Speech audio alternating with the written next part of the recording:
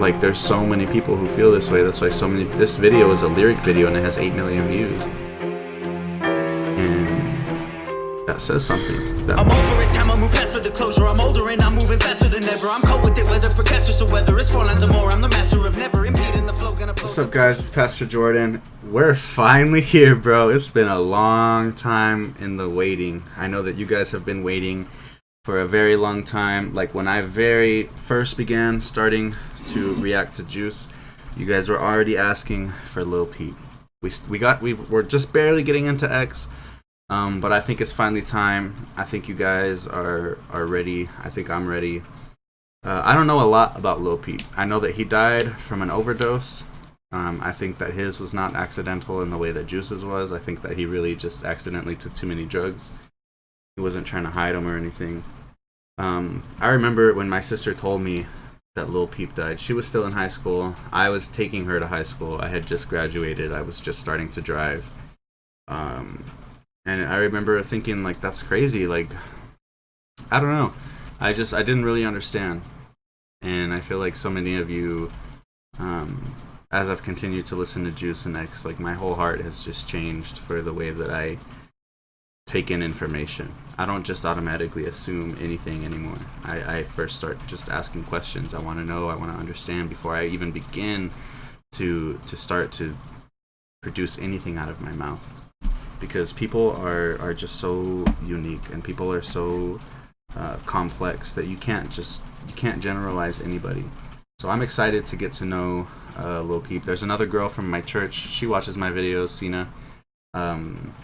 And she told me she likes Lil Peep, and she recommended this, so this one is because of her. But here we go, man. Here we go. This is Lil Peep, Praying to the Sky.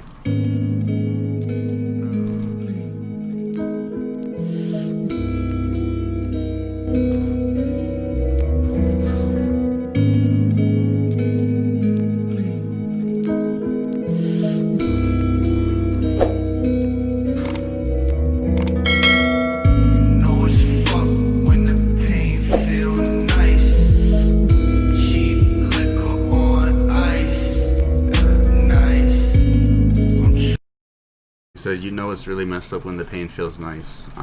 Basically, like, you know it's really messed up when pain is a nice, welcoming feeling, because it's a feeling at all. Tom Petty, 9 Inch Nails, he wrote a song called Hurt, and he says basically, like, I hurt myself just so I can feel something. Johnny Cash did a cover of that song, and it's amazing. But he, like, it's the same verse, but the lyrics just hit, man. The lyrics hit in both songs, and it's saying, like, I'm so empty inside that even pain is a welcoming idea. Even pain is a welcoming feeling, because you don't feel anything. There are times where, that's what I think depression really is. I don't think it's being sad. I think being sad is different. I think being depressed is being empty.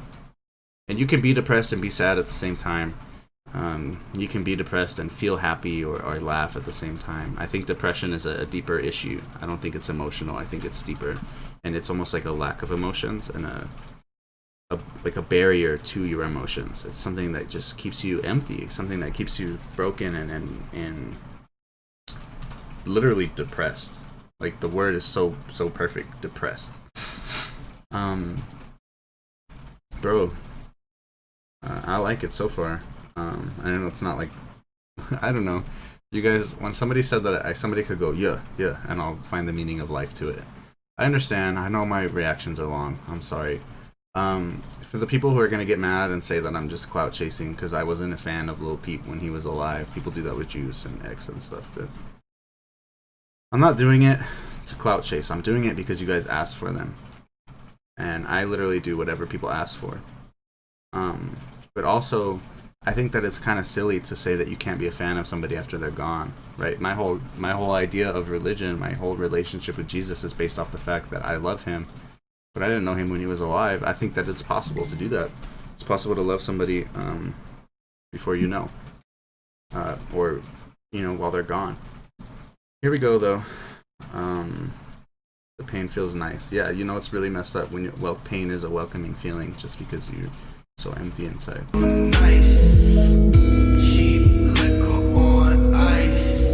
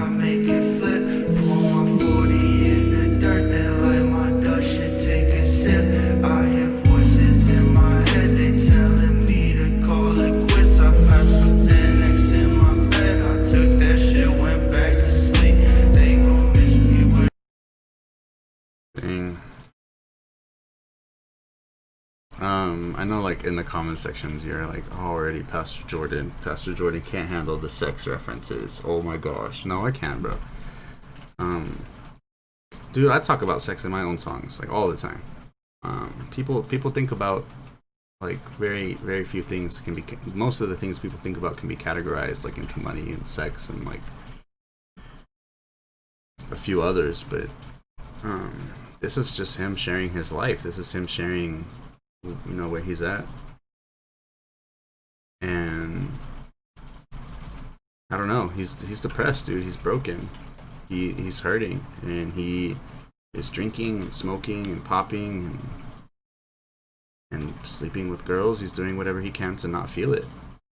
And he says in the thing, he's like, eventually sex doesn't do it, so I kick her out just so I can cut myself. Eventually sex doesn't do it, so I need her to go so I can just be alone in my pain and find another way to cope. I know how that feels. To use your coping mechanism up to the point where it doesn't work anymore, so you have to get rid of it to get another coping mechanism. That's why people call weed the gateway drug. It's not because weed makes you want to do other stuff. It's because people start smoking weed to forget about it, and then they want to forget more, so they start doing other stuff. They start snorting, they start pushing up pills, they start doing whatever they have to do to not feel anything, because eventually I feel like your body just kind of gets used to it. That's why people overdose, really. I find it hard to see and hear stories of people who overdose the first time they take drugs. It's not the first time. It's after you get so used to it that you have to keep taking more and more. And even though your mind can handle the high, your heart can't. Your body can't. That's why people overdose. And the way that they do it. Some people will do drugs only on the weekends. And it's not because they're not addicts, but they have jobs, or they're functioning drug addicts, functioning alcoholics. So when the weekend comes, they spend the whole time high. They spend the whole time getting lit. They spend the whole time trying to forget. I don't know. I feel like this is the kind of song that people start to judge from both sides. Judge me. Because the Christians are like, oh my gosh, why would you listen to this? Why would you say anything nice about somebody who would make this? And then the people who aren't Christians say, like, oh my gosh, look at him. He made that face when he talked about sex. He's just judging him. He's just this and that. Like, chill, bro, chill. I have to take my time to be able to take what I want to take from it, and to be able to share that. And you have to give me the time to do that. You have to give me the space to be able to do that. But there's, in my journals, in my notebooks, I have a journal for every year that I write in, and I'm honest. If you could read it, if you could read the stuff in there, you wouldn't think that a Christian wrote it. It's kind of like this, or like some Juice songs where you just talk about the blatant reality that you're in, the mental state, the physical state, the things you're doing, how ugly it can look. I don't think it's just bragging sometimes. I don't know that this song is just bragging about sleeping with a girl. I think it's like I think you use those words to punch somebody in the face with them, right? You don't say all that because it's just cool. I don't think he is in this context, but it's still all the same words. Those are like some of those, you can't say those words at church, right? Some of those words, you can't say some of those things in church. But I feel like sometimes the words, people want to say them that way so that it really hits you. It smacks you in the face. It makes you realize, hey, maybe I should listen here because this is real. This is raw. I do that in my songs. In certain of my songs, I say things that I probably wouldn't be allowed to say in church. People would get mad. But I do it because I want it to be like a smack in the face. I want you to say, hey, that's not what I was expecting to hear. Whoa. And that's exactly what those lines did. And now I'm paying way more attention. And obviously I'm reacting, I'm paying attention anyways. But if you start hearing all that in a song, you stop for a second and you listen. It's like the wow factor. Anything that's controversial in music is going to be popular. Whether people hate it or love it, controversial is popular. Controversy is popular. Look at how Eminem grew up in music doing Slim Shady. Like, all of that was controversial. Look at Tom McDonald right now. Look at Dax right now. Those people are feeding off the controversy, and it's not a bad thing. But that's what people like to see. That's what people want to see. And most of the time, people can talk about it and have something to say within the controversy. So if you make music, controversy is where it's at. Right now, talk about talk about the politics, talk about racism, talk about those are the things people are thinking about. So those are the things people want to listen about. I took that shit, went back to sleep. They gon' miss me when I'm dead. I lay my head and rest in peace. I pray to the sky. I don't even know why. Oh, I don't think I can take this anymore. No, washing the blood from my wrist on the floor. Oh, fuck what you talking about, my shit is dope. Play this shit when they put me in the hole for eternity so they can reap what they sow.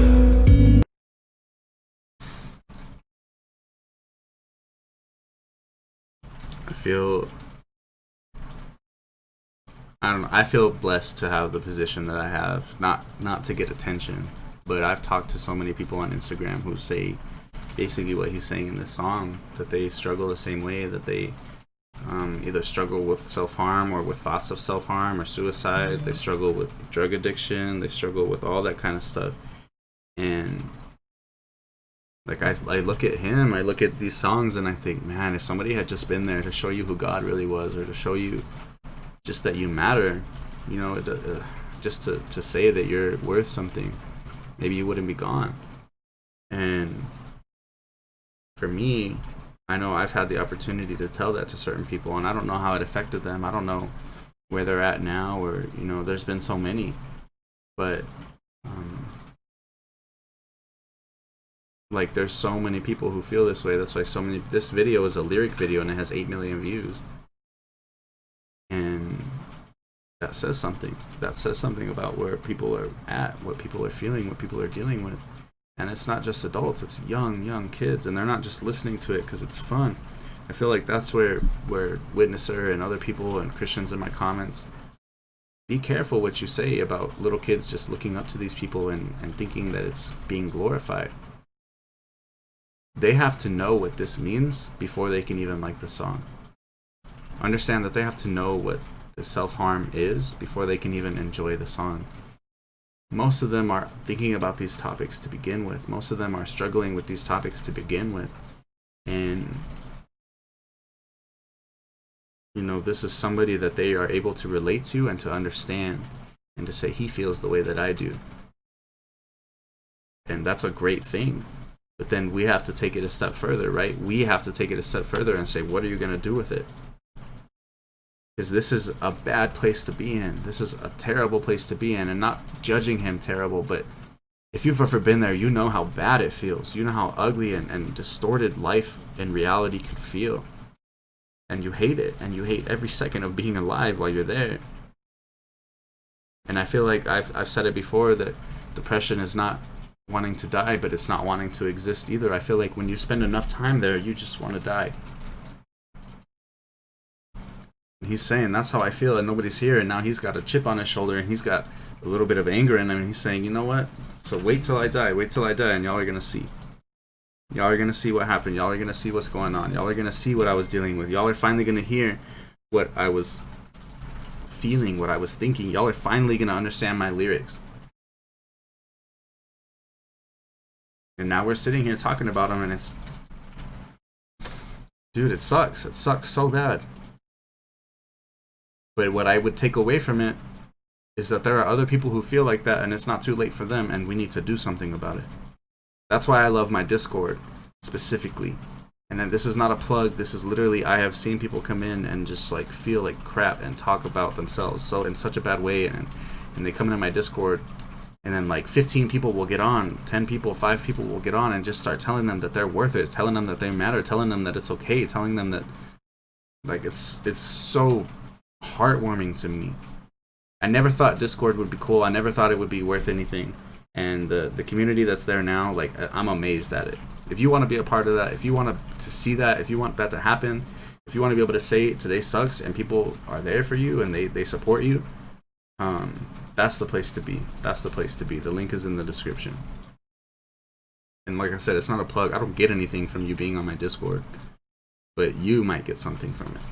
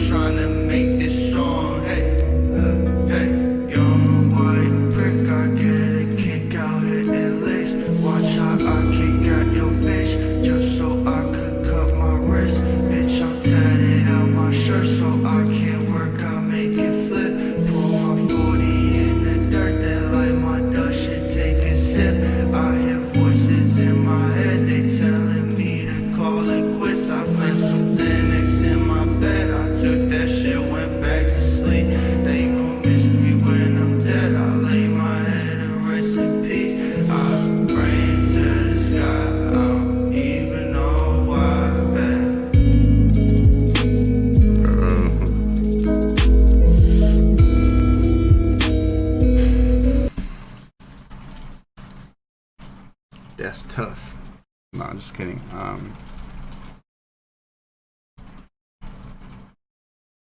People, that's a common place to be, dude.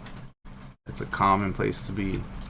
And maybe you're young, maybe you haven't done drugs yet, but you still feel the same way. You still feel depressed. You still feel like giving up. Maybe it's because of your life at home with your parents or your grandparents, because your parents aren't around. Maybe you're older. Maybe you're around my age. Maybe you're around his age, and you are doing drugs and you hate it, and you don't do it because it feels good. You get high, and it's a temporary relief. It's a temporary escape. Don't give up. Don't give up. That's where I was at. I would get high every day. I would get high every single day.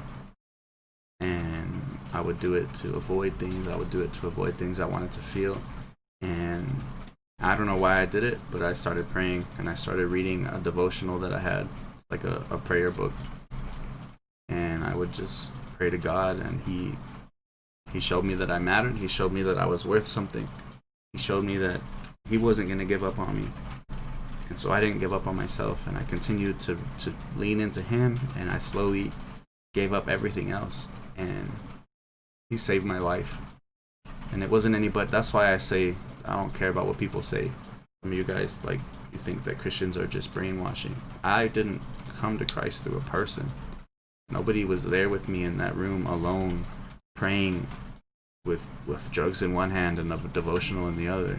Nobody was there explaining anything to me. Nobody was there telling me that Jesus is the only way.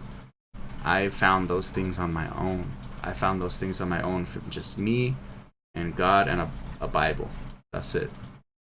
So don't just think that it's all brainwashing. That's why I tell you guys, think for yourselves. Go pick one up.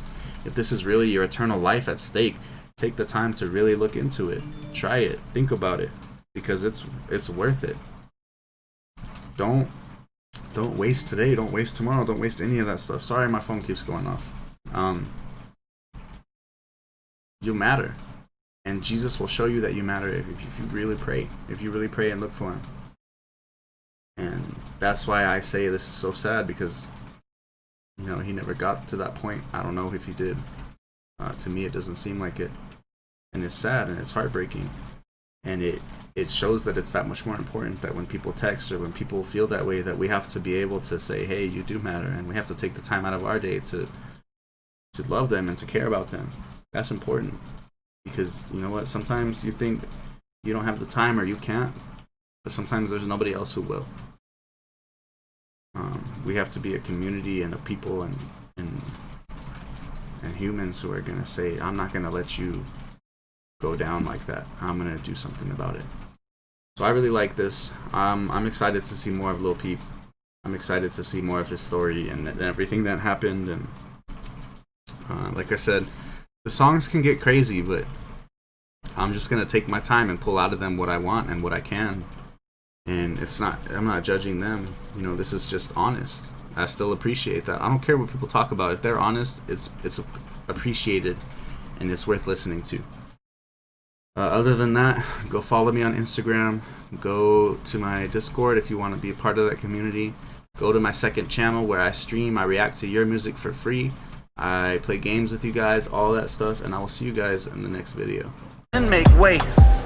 Make room in your life. I'll be your Potiphar's wife. I'll ease your pain and your strife. I'll be your reason to lie, so you can eat with your eyes. Make love with me in your mind. I've been looking for you.